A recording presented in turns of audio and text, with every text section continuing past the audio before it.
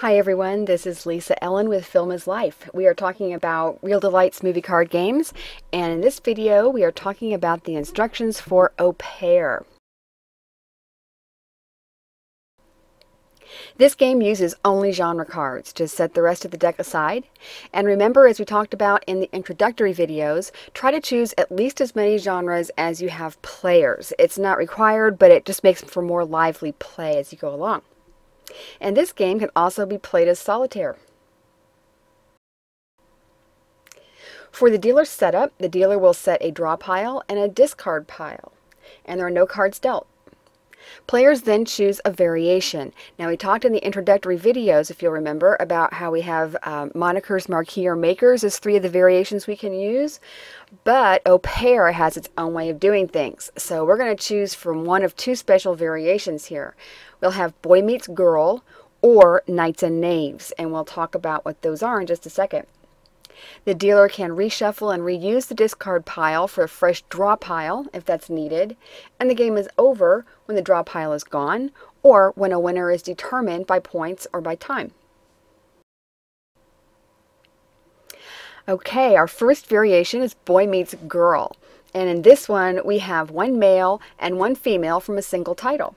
So this, whatever relationship they have is purely irrelevant. Okay, we're going strictly on gender here. They could be family, they could be romantic, they could be co-workers. It doesn't matter. In fact, they don't even have to have appeared on screen together. As long as you have one male and one female from the title, you're good to go. So for example, if we're playing from Contact here, we could do William Fichtner and Jodie Foster as one pair, and David Morse and Angela Bassett would qualify as another pair. And then we also have Knights and Knaves, and here we have one hero and one villain locked in an overt conflict. So for example, we have Tom Cruise and Jay Moore and Jerry Maguire would do just fine. Now, not all films are going to have such an overt conflict. Like Beaches or something, or battling a disease. You know, the people might not be in overt conflict like we have here in Jerry Maguire. Or sometimes they could be hostile, but not entirely unabashed. So, for example, Shirley MacLaine and Jeff Daniels, in terms of endearment, you know, between the two of them, they were hostile, but they also came together for a common cause, which would be Deborah Winger's character. So that's a little bit nuanced. Remember that if somebody pushes the boundaries of how overt it is, then you can always challenge. So all players always have that option in their back pocket. A couple of words about the villain. The villain can't be an element of nature, such as the shark in Jaws. That wouldn't work.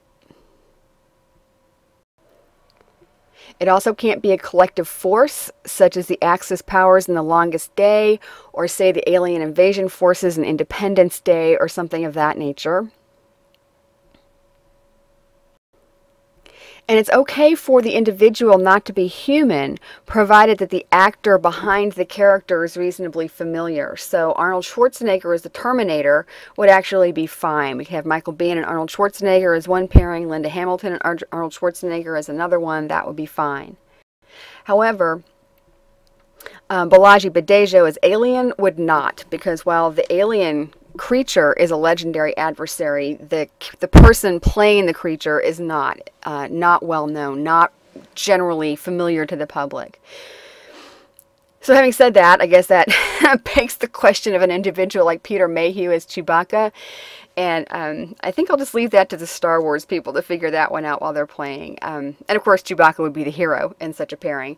But as long as the character, the player behind the character is reasonably familiar to the players, then that would qualify. So do it however you like to do it. On that count, I will leave that up to the Star Wars fans.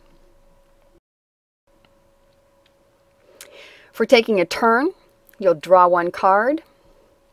Place it face up so all can see, so we know everyone knows what's going on.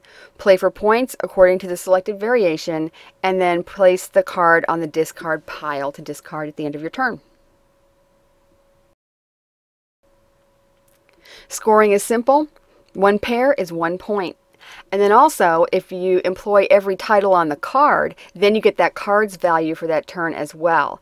So for example, here, if we're playing from this nice 10 card, if you can get a pair for every title, then you also get a bonus of 10 points on that, which is a nice little Benny.